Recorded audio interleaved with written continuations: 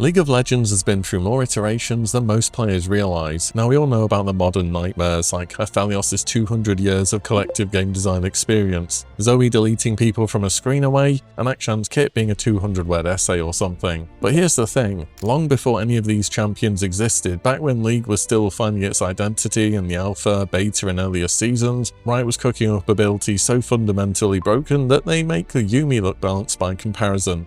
Well, almost. We're talking about gameplay mechanics removed all the way back then, and Riot have never brought them back. Now most of these abilities existed for a really short space of time, some of them only during the alpha or beta, or the earliest patches of Season 1. So unless you were there in 2009 or 10, you've probably never heard of some of these. And those are the type of abilities I want to talk about today. So these have to be 10 of the most broken League of Legends abilities that you've probably never heard of. We're starting off with Twisted Fate, who is without a doubt one of the most problematic champions in this game. If you think his current passive of getting bonus gold upon kills is pretty good, it used to be so much better. A long time ago, his passive loaded dice didn't just give Twisted Fate himself bonus gold, it gave his entire team +2 gold on every single kill. From minions, monsters, champions, it didn't matter. If anyone on TF's team killed anything, everyone got an extra 2 gold. And for a while this effect even persisted whilst Twisted Fate was dead too. With old loaded dice, if your team farmed even reasonably well and got a few kills, you could be thousands of gold ahead by mid-game just because somebody picked TF. The maths on this passive got dumb so fast. Let's say your team collectively has 150 CS and picks up 5 kills. That's 310 bonus gold per person.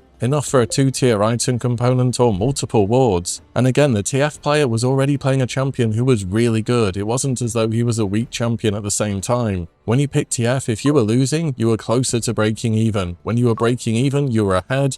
And when you were winning even more. I'm surprised how long it took Riot to rework this passive, but they eventually did it in patch 3.10, and at this point loaded dice was changed to only affect Twisted Fate himself. But early on, the amount of extra gold you could get from loaded dice was just so busted. And number 9, I have Lee Sin's old passive. So Lee Sin is one of those champions who's been good pretty much forever, if we're being honest. But there's an aspect of his original kit that Riot quietly removed, and it was going to be absolutely busted if it released in this state. Because when Lee Sin was being developed in closed beta, he had a passive ability called Sight, or Sight Unseeing. And this was a form of true sight, meaning he could see stealth champions such as Akali, Twitch, Evelynn, Shaco and so on, at all times in a radius that scaled from 200 to about 575 units based on his level. This isn't like how his E is now, where he has to hit an ability and then he can see targets near them. He just had this true sight at all times. Here's what would have made this even more broken outside of being able to see stealth champions and just being an infinitely hard counter, is that Lee Sin essentially had a free Oracle Elixir as his passive. So Oracle's Elixir was a consumable item that cost 400 gold and granted true sights of stealthed units within 600 range until death. Supports would invest a ton of their gold into this item to clear wards and deny vision, but Lee Sin would get this passively for free,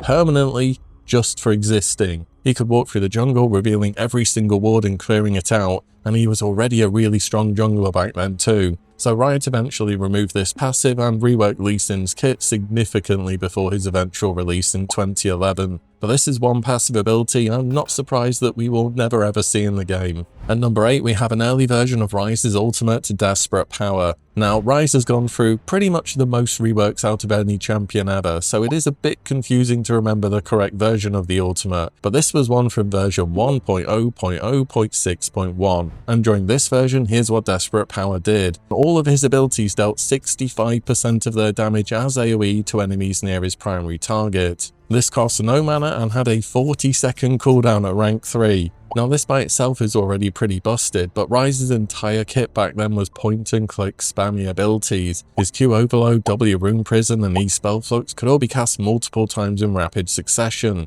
And when you casted any of his spells, it would reduce the cooldown of his other spells by 1.5 seconds. So with 40% cooldown reduction added on top, Desperate Power was coming up all of the time. And in teamfights, Ryze could very much just walk up and start a fight by himself. he had this unique position where he's always scaled super hard with mana, so he'd be building way more tanky than your ordinary mage with items such as Rod of Ages or Frozen Heart. Then he'd just walk up to a teamfight, activate his ultimate, and just start blasting every single of his abilities into the enemy team. And if they were stacked, they were going to be taking a massive amount of damage. And rank 3 of his ultimate also gave him 140 bonus AP as well. Riot had to nerf this ability again and again because it was just so broken. They reduced the AoE percentage, they removed the AP scaling entirely, and they adjusted the cooldown. But for quite a long period of time, Ryze's ultimate was the ultimate team fighting tool. And number 7 is Fiddlesticks' old passive, Paranoia. So back in the alpha days of League, Fiddlesticks had a passive called Paranoia. If you stood near him, you just had a chance to straight up miss your attacks. And when I say attacks, I don't just mean auto attacks on champions. This worked on minions, jungle camps, and for some reason, even turrets. Now originally this passive scaled between 5% miss chance up to 15%, Riot would later change it to be a flat 10% at all times though. But even still, just a 10% chance to miss every single attack is a very big deal. Imagine a 5v5 teamfight, how many attacks are flying back and forwards that need to hit, and that 10% could absolutely swing the fight. And this was at a time when League had way more randomness built into the game. Dodge as a stat was on things such as Ninja Tabi or Phantom Dancer, and Paranoia would just add on another layer of RNG to all of this. I mean, imagine getting tower died by a Fiddlesticks and your tower shots literally just miss. That was the reality of this passive. So Riot eventually removed this passive and reworked it into just reducing nearby enemies' magic resist, which is equally quite thematic and fitting for Fiddle. And number 6 is Twisted Fate again. I did say he was problematic, didn't I? So before wildcards became the iconic 3-card spread ability it is today, Twisted Fate's original Q was something way stranger and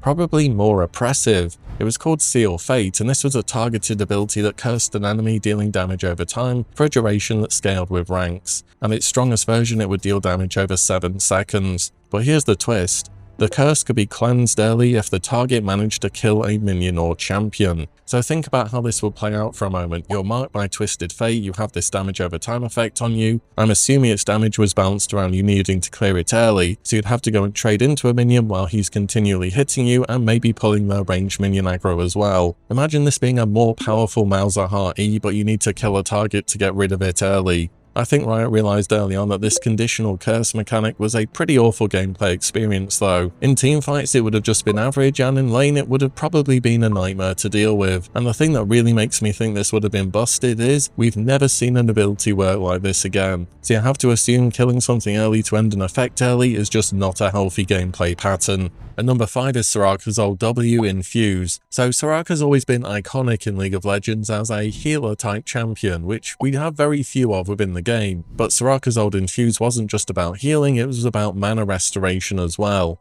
It was a dual-purpose targeted ability. You could cast it on an ally to restore their mana, or cast it on an enemy to silence them and deal magic damage. And at max rank, this would silence for up to 2.5 seconds. Riot loved their point-and-click CC back in the day, I tell ya. But the most broken part of this was her passive Salvation. Every heal and mana restoration Soraka used became 1% stronger for every 2% of the target's missing health or mana. So that's up to a 50% boost. And mana management was way more of a thing back then. If you played like you do now on the majority of champions, you'd be and going back to the base within the space of 2 minutes. So Soraka being able to constantly juice her ADs was a very big deal for pushing the lane in. Think ADs who love to spam their abilities such as Caitlyn, Ezreal or Sivir. They'd partner up so well with Soraka, and it would really be an oppressive lane to fight versus. On top of that, there was the flexibility of it also being a 2.5 second silence. So if somebody did dive on you or your AD carry, you just press this point and click ability, and unless they're good at auto attacks, they're not doing anything harmful. Riot would go on to rework Soraka in 2014, changing how Infuse worked to be a more targeted ability, although it does still keep the silence, while Salvation as her innate was changed to be movement speed towards damaged targets. And number 4, I have another support actually, and this one's even more obscure, and this is regarding Taric Taric's old ultimate Radiance. Now you might be thinking the one this is where he smashed the ground and it gave a bunch of extra bonus stats, but no,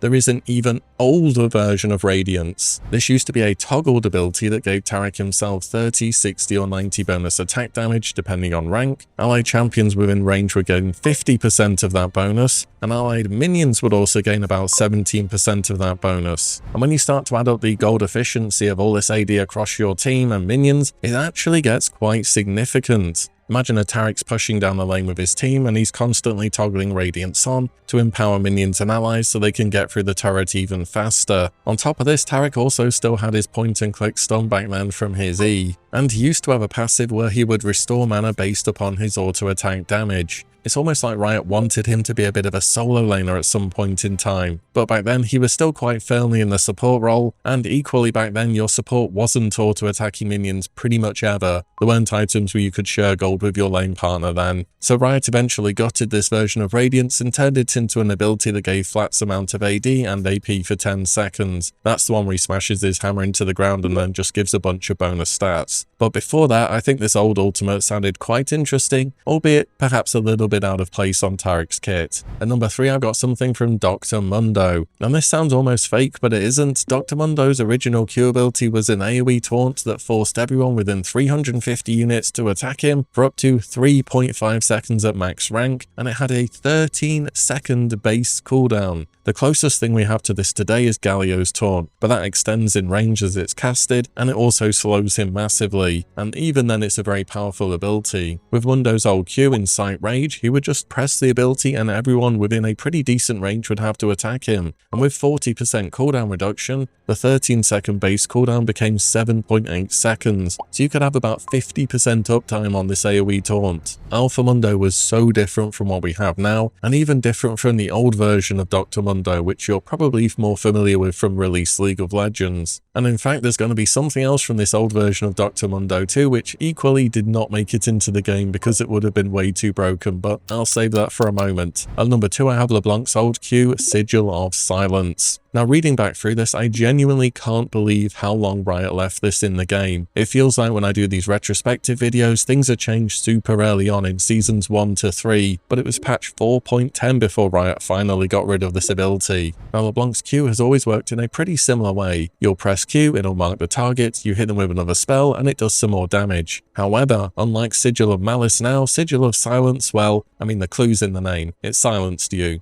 But here's the thing that made it truly disgusting, because you could combo this silence with ethereal chains. You do a Q into E, and there'd be silence while the E's ticking down waiting to root you, and you really just couldn't do anything about it. You were stood there locked in place by a hypermobile assassin mage. And if that's not bad enough, let's talk about how our old ultimate Mimic used to work. Back then, Mimic didn't have its own damage values. It amplified the base damage of whichever ability you mimicked, and that amplification at its strongest was 40% at rank 3, and it had a 24-second base cooldown, by the way. So the classic LeBlanc combo of QRW or Sigil into Mimic into Distortion would deal over 1000 base damage plus around 250% AP scaling. And of course you'd be building Deathfire Grasp, which would amplify all this damage by another 20%, and the target would be silenced, and if you hit your E, they would also be rooted afterwards. You could genuinely 100 to 0 squishies while only being a little bit ahead on this champion. Again, it took Riot until patch 4.10 to remove the silence, and Mimic was toned down quite some time before that. But LeBlanc used to be even more scary than she already is. And at number 1, Mundo is back with his old ultimate Sadism. So we've already talked about Mundo's AoE taunt, but this genuinely wasn't the most busted part of his kit. Here's how his old Sadism would work. You press R and instantly every enemy within 750 range would lose up to 33% of their current health. And this couldn't be reduced by armor or magic resistance because it was current health, it was pure unmitigated damage, basically true damage. And at max rank this would cost 11% of Mundo's own current health, and its cooldown was as low as 60 seconds, which again with 40% CDR became 36 seconds. I said it was 750 range, and that is 100 range more than a Caitlyn auto attack. So you didn't even have to be particularly close, the enemy could just be somewhat nearby you, and you can just press this button and a third of their health disappears. Or imagine you're starting Dragon or even Baron. Mundo walks up, presses R, Baron loses a third of its health instantly. Enemy team has a Fed Cho'Gath, well if he goes near Mundo he just loses a third of his health. Even versus squishy targets this would have been completely broken. And remember, this is the same version of Mundo that had an AoE taunt on his Q with a 50% uptime. So obviously Riot took a look at Alpha Mundo at some point in time and said, yeah, we just need to completely bin this and start again. And I think based on these two abilities, you could probably understand why. But the earlier years of League of Legends were definitely some of the wildest, and these are just a few examples of the most busted abilities that existed from back then, whether it was alpha, beta, or just a little bit after release. And there's actually a bunch more things I could talk about here too, so let me know if you want to hear more in the comments down below. And, as always, thank you all so much for watching and listening in, and I'll see you all in the next one very soon.